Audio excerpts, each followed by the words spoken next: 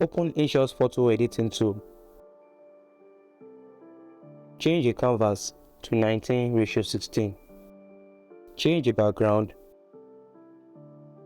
Then scroll to texture and add the last one. Now add your text.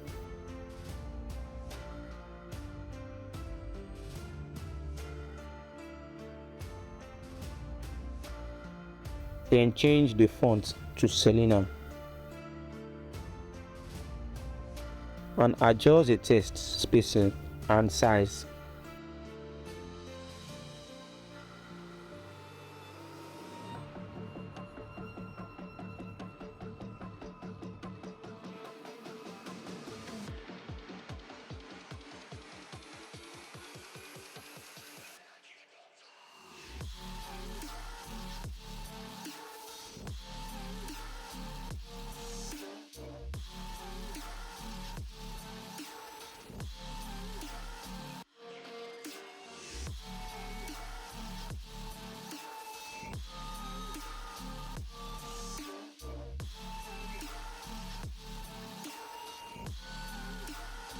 So that's all from my side today, guys.